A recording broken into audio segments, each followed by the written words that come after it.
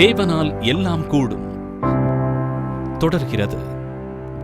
தேவனால் எல்லாம் கூடும் நிகழ்ச்சி தொடர்கிறது.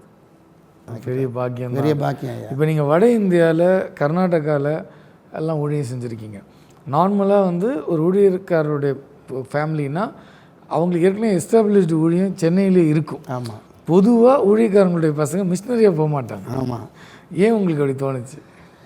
எனக்கு ஏன் போச்சு அப்படின்னு சொன்னால், ஏசியா 49 அதிகாரத்தில் ஆண்டவர் சொல்கிறாரு, நான் பிறக்கிறதுக்கு முன்னாடியே என் தாயின் வயிற்றில் நான் பிறக்கிறதுக்கு முன்னால் என் பேர் இந்த உலகத்தில் பெருமைப்படுத்துவான்னு சொன்னார். இந்த வார்த்தை எனக்கு வந்துச்சு. நான் இடத்துல சொன்னேன், ஆண்டவர் இப்படி ஒரு வார்த்தை சொல்லணும். இன்னொரு வார்த்தை கொடுக்குறாரு.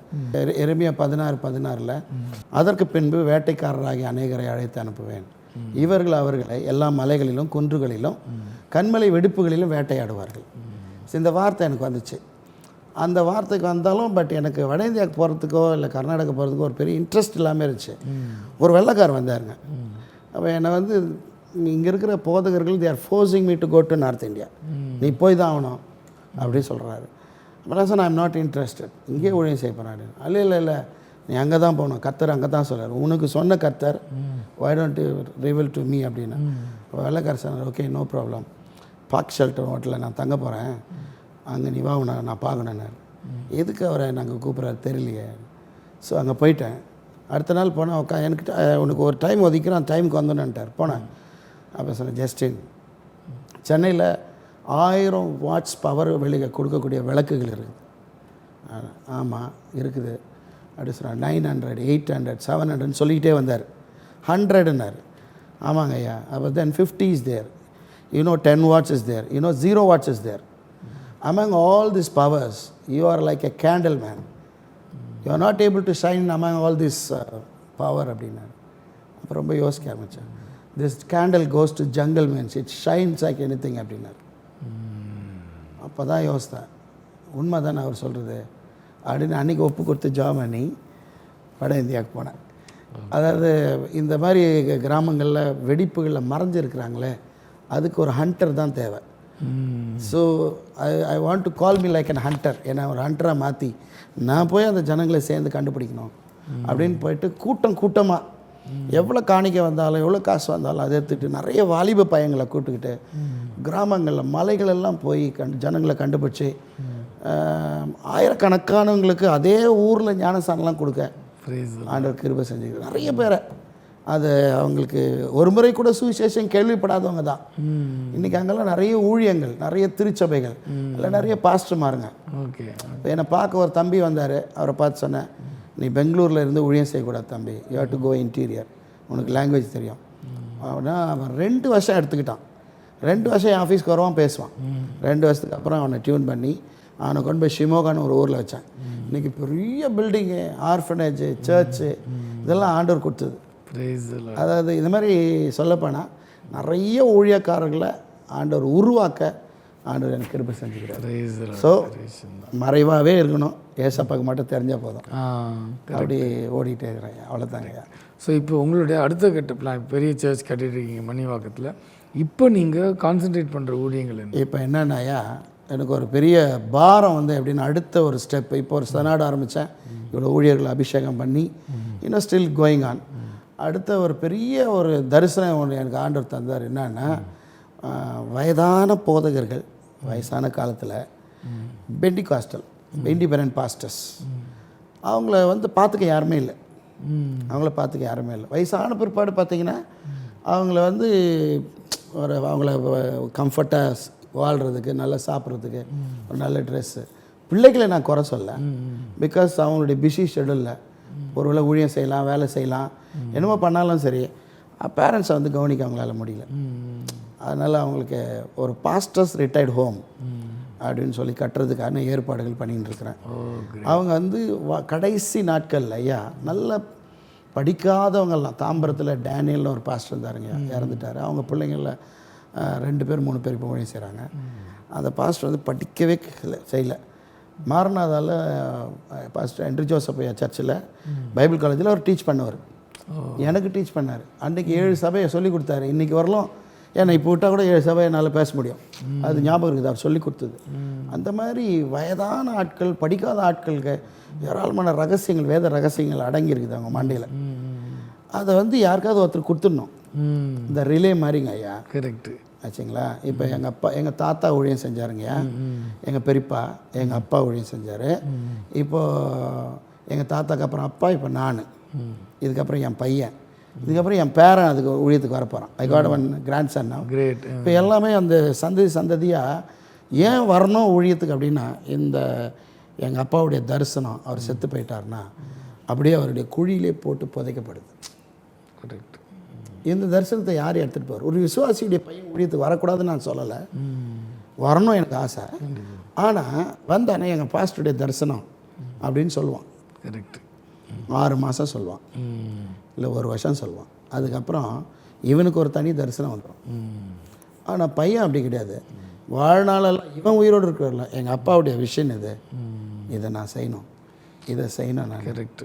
அப்படின்னு அப்போ அவருக்கு இருந்த பாரம் தரிசனங்களை பையன் கொஞ்சம் முடிச்சிருவான். ஆச்சுங்களா? யாராலையும் முடிக்க முடியாது, இவன் கொஞ்சம் போவான். அங்கே அடுத்த தலைமுறை, இதுக்கு அடுத்த தலைமுறை இதை செய்யணும்னு எனக்கு ஒரு ஆசை. அதனால என் பையனை நான் டெடிகேட் பண்ணியிருக்கிறேன்.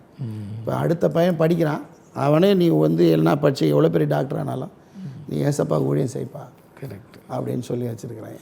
ஸோ அது உனக்கு பெரிய தரிசனம். அதனால் இந்த பாஸ்டர்மாருங்களுக்கு ஒரு நல்ல ரிலாக்ஸ்டாக ஒரு 12 ஏக்கரில் ஒரு நல்ல ஒரு ஹோமு அதில் பண்ணிவிட்டு அதுக்கு பக்கத்துலேயே ஒரு பெரிய ப்ராஜெக்ட் பண்ணுறோம். ஐயா, இந்தியாவுக்கு வந்து இந்திய மண்ணிலே இன்றைக்கி துகில் கொண்டிருக்கிற நிறைய மிஷினரிமார்கள் நமக்கு செஞ்ச சேவைகள், அவங்க வந்தாங்க போனாங்க. சமீபத்தில் கூட வந்து மிஷினரிகள் வந்து மதம் மாற்ற தான் வந்தாங்க அப்படி சொன்னாங்க. ஆனால் அவங்க மதம் மாற்ற நினச்சிருந்தாங்கன்னா உலகம் முழுக்க இன்றைக்கி இந்தியா முழுக்க இயேசுவை ஏற்றுக்கொண்டிருக்கலாம். இப்போ சாப்பாடு கொடுத்து பணம் கொடுத்து சர்ச்சுக்கு வந்தால் தான் கொடுப்பேன்னா ஜனங்க போயிருப்பாங்க. ஆனால் அவங்க அதை செய்யலை. அவங்க நிறைய உதவிகள் செஞ்சாங்க, படிப்பு கொடுத்தாங்க, பிரிண்டிங் மிஷின் கண்டுபிடிச்சாங்க, அவங்களுக்கு வந்து பெண்கள் மேலாடை போடணும்னு சொல்லி கொடுத்தாங்க. இந்த மாதிரி நிறைய விஷயங்களை நம்ம அடிக்கிட்டே போகலாம். ஆனால் பின் சந்ததிகளுக்கு பின்னால் வரக்கூடிய சந்ததிகளுக்கு இதெல்லாம் தெரியாமல் போயிடுது. கரெக்டு. அதனால் இந்த 12 ஏக்கர்ஸில் ஒரு 4 ஏக்கர்ஸ் வந்து இந்த பாஸ்டர்மாருங்களுக்கு ப்ளசண்ட்டாக தங்குறதுக்கு அப்படி ஒரு இடமும், இதுக்கு பின்னாடி இந்தியாவுக்கு யாரெல்லாம் வந்தாங்க, எந்த மிஷினர்லாம் வந்து என்ன பண்ணாங்க, இலக்கணம் பண்ணாங்க, டிக்ஷனரி உண்டு பண்ணாங்க, இது மாதிரி எல்லா ஹிஸ்ட்ரியும் அவங்களுடைய ஸ்டாச்சுஸ் எல்லாம் லைனாக வச்சுட்டு, நானே செத்து போயிட்டா கூட பின்னாடி வரக்கூடிய சந்ததிகள் மிஷினரிகள் வந்து இந்தியாவுக்கு இவ்வளோ காரியங்களை செஞ்சுருக்கிறாங்க, நாட் ஒன்லி காஸ்பல் அப்படின்றத தெரிஞ்சுக்கணுன்றதுக்காக missionary memorial centre pastors retired home அதுக்காக இப்போ பிரயாசப்பட்டு ஒரு டீமாக இப்போ நாங்கள் செயல்பட்டுனுக்கிறோம். கர்த்தருக்கு சித்தமானால் அடுத்த மாதத்தில் ஐரோப்பிய கண்டங்களுக்கு போய் இன்னும் சில ஆட்களெல்லாம் சந்திக்க, என்னுடைய நண்பர்கள்லாம் சந்தித்து இந்த தரிசனங்கள்லாம் பகிர்ந்துருக்கிறேன். ஸோ அவங்கள உட்காந்து பேசி இது கொஞ்சம் சப்போர்ட் பண்ண சொல்லலாம் அப்படின்னு ஒரு சின்ன பிளானில் அடுத்த மாதம் நிச்சயமாக கர்த்தர் கூட நின்று எல்லாவற்றிலும் ஜெயம் தருவார். நீங்களும் வரணும். கண்டிப்பாக நீங்களும் இதில் வந்து ஒரு பார்ட்டாக இருக்கணும். கண்டிப்பாக. ஏன்னா நம்ம எல்லாம் செயலிங் இந்த சேம். நான் அங்கே தான் இருக்கேன், வெஸ்தாம்பரத்தில் தான். அப்படியா? ஏன்னா பெரிய தரிசனம் வச்சுருக்கீங்க. ஆமாயா.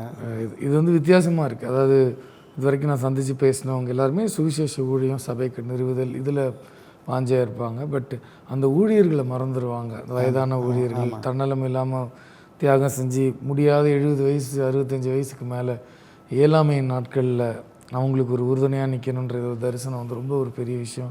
அதே போல் மிஷினரிகளுடைய சேவை வந்து இந்தியாவினுடைய வளர்ச்சி, தமிழ்நாடுடைய வளர்ச்சிக்கு வந்து சொல்லி முடியாத ஒரு விஷயம்.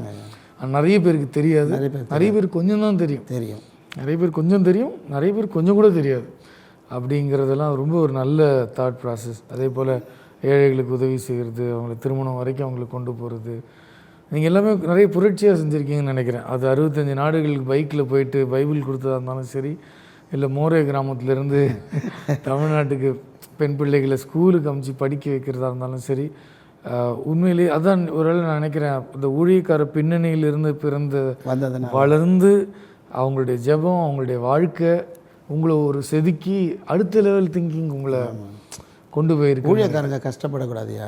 ஏன்னா அவங்க ஏசப்பா ஊழியம் செய்கிறாங்க. ஃபஸ்ட்டு அவங்க தெரிஞ்சுக்க வேண்டியதில் எனக்கு ஆசை என்னென்னா, நீ ஊழியக்காரனா நீ கஷ்டப்பட மாட்ட, உன் மேலே ஒரு அபிஷேகம் இருக்குது, அந்த அபிஷேகம் உன்னை வழி நடத்தும், அதை நீ நம்பு. எந்த பாஸ்டர்ஸ் மீட்டிங்கும் போகாத அப்படின்னு தான் சொல்லி கொடுப்பேன். திட்டமாட்டேன். நான் பாஸ்டர்களை ரொம்ப நேசிப்பேன். நான் எனக்கு ரொம்ப அவங்க வந்துட்டாலே சின்னவங்க பெரியவங்கலாம் இல்லை, ரொம்ப எளிமையானவங்க, ஒன்றும் படிப்பு இல்லாதவங்க சாதாரணமாக வந்தாங்கன்னா அவங்க கூட டைம் ஸ்பெண்ட் பண்ணி உட்காந்து பேசுவேன், எவ்வளோ வேலை இருந்தாலும். ஏன்னா ஒரு காலத்தில் நாங்கள்லாம் தள்ளப்பட்டேன், எங்களெல்லாம் பேச விட மாட்டாங்க. நாங்கள் பெட்டி தூக்கின்னு போய் காரில் வச்சுட்டு அப்படி கையை கும்பிட்டு போயிட்டு வாங்கன்னு சொல்லுவோம். இப்போ அந்த மாதிரிலாம் வேண்டாம், நான் ஏணி என் மேலே ஏறி போங்கன்னு பிரசங்கம் பண்ணதெல்லாம் கேட்டிருக்கிறோம். யாரை விடலை. அதனால் நிறைய பேரை ஏற்றி விட படிக்காதவங்களெல்லாம் நான் செப்டம்பர் ஆனால் அமெரிக்காவில் ஒரு கான்ஃபரன்ஸில் பேசுவேன். அந்த கான்ஃபரன்ஸுக்கு வந்து நிறைய பேர் இங்கேருந்து கூப்பிட்டு போயிருக்கேன் விசாலாம் போட்டு. அதே மாதிரி இப்போ யூரோப் போகிறோம். அப்போ எல்லோரும் போங்க, ஏதாவது ஒரு ஸ்பான்சர் கிடச்சிது, ஒரு வழி பிறந்ததுன்னா you establish your own mission. Correct. சும்மா நீ வந்து அடிமையெல்லாம் இருக்காத, உனக்கு இருக்க தாளந்த கிருபைகளை யூஸ் பண்ணு, கோ. எனக்கு தெரியும் வழி, திறந்து விட்றேன், அவ்வளோதான். இது ஏன் ஸ்பான்சரு, இது எங்கள் ஆள் அப்படின்லாம் பேசக்கூடாது. கரெக்ட். வானம் பூமி எல்லாம் கர்த்தருடையது, போ எல்லாம் கரெக்ட் அப்படின்னு சொல்லி ஒரு ஓப்பன் பண்ண எனக்கு ஒரு ஆசை. ஒரு ஒரு ஒரு 1000 ஸ்தாபனம் உருவானா என்ன தப்புங்க ஐயா? தப்பு இல்லையா? எத்தனை 1000 உருவானாங்களும் 800 கோடி பேருக்கு பத்தாது. 800 கோடி பேருக்கு சந்திக்கணும்னா இருக்கிற இந்த 1000லாம் வந்து ஒரு இதுவே கிடையாது. தெருவுக்கு ஒரு சபை வரணும் என்ன இப்போ? அதனால தெருவுக்கு சாராய கடை வருது, தெருவுக்கு எல்லா தப்பும் நடக்குது, தெருவுக்கு எல்லாம் சொல்கிறாங்க, பொட்டிக்கடையில் கூட கஞ்சா வந்துருச்சுன்றாங்க, சிகரெட் வந்துருச்சுன்றாங்க. ஆமாம், தெரு சிகரெட் வரலாம், ஆண்டு வரக்கூடாது. எதிர் வீட்டில் வரணும், இன்னும் ரட்சிக்கப்படலையா? கரெக்ட். அப்போ வரட்டுமேன்ற நான் நிறைய பேர் வரணும். ஒரு அப்பார்ட்மெண்ட் ஒரு சபை இருந்தால் கூட என்ன தப்பு இல்லை, கொஞ்சம் முறையாக அவங்கள வந்து பழக்க வச்சு ட்ரெயின் பண்ணி அவங்கள நான் ஊக்குவிச்சு அனுப்பணும்னு எனக்கு ஒரு ஆசை. அதனால் எஸ்ரா தியாலஜிக்கல் யூனிவர்சிட்டின்னு ஒன்று பதிவு பண்ணி அங்கங்கே வந்து செகண்ட் சாட்டர்டே, தேர்ட் சாட்டர்டே அங்கங்கே கிளாஸ் எடுக்கிறோம். இப்போ பாலவாக்கத்தில் ஒன்று நடக்குது, இப்போ இது மாதிரி வந்து திருவள்ளூரில் நடக்குது. இப்போ அது மாதிரி நிறைய இடங்களில் நாங்கள் கிளாஸஸ் நடத்துகிறோம். நல்ல குட் ப்ரொஃபஸர்ஸு, மோட்டிவேஷனல் ஸ்பீச்சர்ஸ் எல்லாம் நல்லா ப்ரீச் பண்ணுவாங்க, நல்லா டீச் பண்ணுவாங்க. அவங்கள உருவாக்குறோம். அப்படியே உருவாக்கி அது நீ சாதாரண இல்லை, 2 கால் இல்லாத Sarah Tucker, she never been to India, but அவங்க பேரில் இன்றைக்கி Sarah Tucker girls higher secondary school. Correct. அதுக்காக என்ன பண்ணேன், இந்த ஊழியக்காரங்களாம் கூப்பிட்டு போய் காமிக்கணுன்னு ஒரு 6 மாதத்துக்கு முன்னாடி ஒரு 13 பேர் சேர்ந்து உலக சமாதான ஜப நடை அப்படின்ற பேரில் தமிழ்நாடு முழுக்க நடந்தே போய் எல்லா ஊர்லேயும் எல்லாம் முக்கியமான இடங்களில் ஜாம் பண்ணிட்டு திரும்பி வந்தோம். நாங்கள் எல்லா ஊர்லேயும் ஜாம் பண்ணோம். கன்னியாகுமரி, திருநெல்வேலி, நிறைய ஊழியக்காரர்களை சந்தித்தோம். ஒரு கும்பகோணத்தில் ஜேக்கப் மனோகரன் ஒரு அண்ணன், அவங்கெல்லாம் எங்களை வரவேற்று நைட்டு தங்க வச்சு சாப்பாடு கொடுத்து எங்கள் கூட ட்ராவல்லாம் பண்ணாங்க. ஓகே. இப்போ அது மாதிரி எல்லாருக்கும் அது ஒரு திங்கிங், இவங்க என்ன புதுசாக நடக்கிறாங்களே, நான்லாம் அந்த கேஸக் போட்டுன்னு ஃபுல்லாக எல்லாருமே நடந்து எல்லா இடங்கள்லையும் ஜாம் பண்ண ஐயா. அது ஒரு பெரிய சேலஞ்சிங்காக இருந்துச்சு. அதே நேமில் தான் இப்போ யூரோப் போகிறோம். ஒரு 4 countries first great world peace prayer walk அப்படின்ற பேரில் உள்ளே போகிறோம். போய் அப்படி கால் வச்சா ஒரு தேசத்தை ஆண்டவர் மாற்றலாம். ஏன்னா சோதம் குமரால் வந்த மாதிரி நிறைய இன்றைக்கி வந்துச்சு, நம்ம ஊர்லேயும் வந்துச்சு. அந்த பாவம் வந்துட்டாவே முடிவு வந்துச்சுன்னு அர்த்தம். நான் கரெக்ட். அதனால் என்னென்னா அவன் வெதர் என்னை ஏற்றுக்கொள்கிறானே இல்லையோ, வாங்கப்பா நம்மளாம் ஜெபம் பண்ணலாம். இந்தியர்களால் தான் எழுப்புதல் வரும். ஆமென், ஆமென். அது மாற்றவே முடியாது ஐயா, ஆமென். அது மாற்றவே முடியாது. எத்தியோப்பியாவிலேருந்து ஒரு நண்பர் என்னை சந்தித்தார். அவர் சொன்னார், revival starts from India and comes to Ethiopia. இவனுக்கு வராது அவனுக்கு வராதுன்னாரு. Iniya okay, good. நம்ம ஆசீர்வதிக்கப்பட்டவர்கள் ஏன் சொல்கிறீங்க, அதில் ஓடிடுங்கிற ரொம்ப சந்தோஷம் ஐயா. அவங்கள நிஜமாகவே ஒரு வித்தியாசமான ஒரு ஊழியரை சந்திச்சிருக்கேன். ஒரு பெரிய விஷனோட எல்லாருமே நல்ல தரிசனத்தோடு ஓடுறாங்க. உங்களுக்கு கொஞ்சம் உலகளாவிய ஒரு பரந்த அடுத்த பரிமாணத்துக்கு உண்டான ஒரு தரிசனத்தை கர்த்தர் உங்களுக்கு கொடுத்துருக்கிறாரு. அதுக்காக கடுமையாக உழைக்கிறீங்க. இன்னொன்று எல்லாரும் உயர்த்தணும், எளிமையானவர்களை நீங்கள் பழசை மறக்காமல் இருக்கீங்க, ஒரு பெரிய விஷயம். ரொம்ப நிறைய பேர் சொல்லுவாங்க, நான் அவ்வளோ கஷ்டப்பட்டு ஊழியத்தில் இருந்து வந்தேன் அப்படின்ற சாட்சியாக சொல்லுவாங்க. ஆனால் அவர்களுடைய இக்கால வாழ்க்கையை பார்க்கும்போது அந்த தாழ்மையும் அந்த துன்பத்தில் அவங்கள மாதிரி துன்பப்படுறவங்கள தூக்கி விடுற மனநிலை இல்லாமல் இருப்பாங்க. ஆனால் அது கர்த்தர் உங்களுக்கு அந்த தாழ்மையும் மறதியை கொடுக்காமல் கர்த்தர் உங்களை காப்பாற்றி இன்றைக்கும் அந்த என்ன சொல்கிறது இலகின மனதோடு கூட இறக்க சுபாவத்தோடு கர்த்தர் உங்களை வச்சுருக்கிறாரு. ஆகவே இந்த சுபாவமும் 1000 மடங்கு பெருகணும். அதே மாதிரி உங்களுடைய தரிசனத்துக்கு தேவையான தேவைகளும் கர்த்தர் உங்களை சந்தித்து உயர்த்தி வைக்கணும்னு நாங்கள் வாழ்த்துகிறோம். நிலையத்தின் சார்பாக நன்றிகளை தெரிவித்தோம். ரொம்ப நன்றிங்க. Thank you very much. பிரியமானவர்களே, உலகத்தில் எத்தனையோ பாக்கியங்களை நாம் சொல்லலாம். நல்ல உணவு, நல்ல உடை, இருக்கும் இடம், நல்ல வேலை, இவைகளெல்லாம் பாக்கியம் என்று சொல்லுவார்கள். நல்ல ஆரோக்கியம், இவைகளை பாக்கியம் என்று சொல்வார்கள். ஆனால் இந்த உலக வாழ்க்கை தற்காலிகமானது. உயர்ந்தவனானாலும் தாழ்ந்தவனானாலும் படித்தவனானாலும் பாமரனானாலும் இந்த வாழ்க்கை முடிந்து கடந்து செல்ல வேண்டியதாக இருக்கிறது. நித்திய ஜீவன் அது இயேசுவிடம் மட்டும்தான் இருக்கிறது. இந்த வாழ்க்கை முடிந்த பின்னால் கர்த்தராகி இயேசு கிறிஸ்துவோடு கூட நாம் நிலைத்து நிற்கிற ஜீவனை பெற வேண்டுமானால் அவரை சொந்த இரட்சகராக ஏற்றுக்கொள்ள வேண்டும். அவரை ஏற்றுக்கொண்டவர்கள் இன்றைக்கு நாம் என்ன செய்து கொண்டிருக்கிறோம்?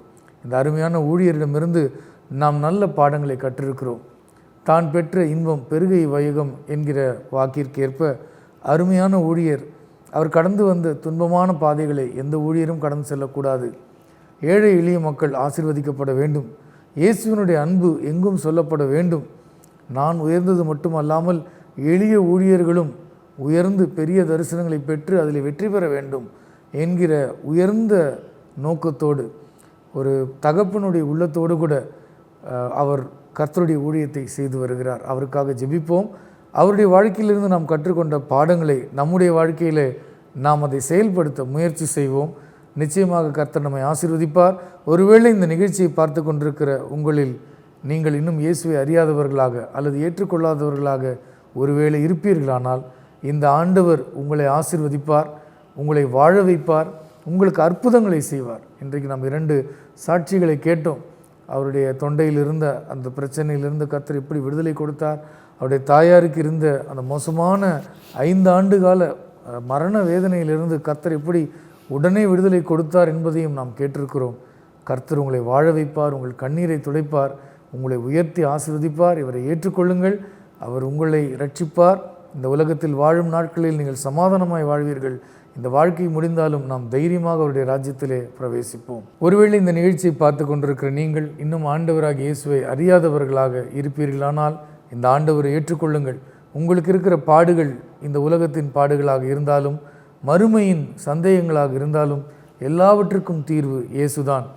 அருமையான ஊழியருடைய வாழ்க்கையில் நடந்த 2 பெரிய அற்புதங்களை நாம் கேட்டோம். அவருடைய தொண்டையில் இருந்த பிரச்சனையை கர்த்தர் மாற்றி போட்டார். அவருக்கு தாயாருக்கு இருந்த 5 ஆண்டு கால மரண வேதனையை கர்த்தர் மாற்றி போட்டார். அப்படிப்பட்ட ஆண்டவரை நீங்கள் தேடி வந்திருக்கிறீர்கள். இந்த இயேசுவை நீங்கள் ஏற்றுக்கொள்வீர்களானால் இந்த பூமியிலே வாழும் நாட்களில் கர்த்தர் உங்களுக்கு சமாதானத்தையும், இந்த பூமியிலே கண்களை மூடும் பொழுது நாம் கர்த்தருடைய ராஜ்யத்தில் பிரவேசிப்போம் என்கிற நம்பிக்கையும் கர்த்தர் உங்களுக்கு தருவார். ஆகவே கர்த்தருக்காக வாழ்வோம். கர்த்தராகிய இயேசு கிறிஸ்து உங்களையும் உங்கள் குடும்பத்தாரையும் காப்பாராக. மீண்டும் இது போன்ற ஒரு தருணத்தில் உங்களை சந்திக்கிறேன். அதுவரை உங்களிடமிருந்து விடைபெறுபவர் ராஜா.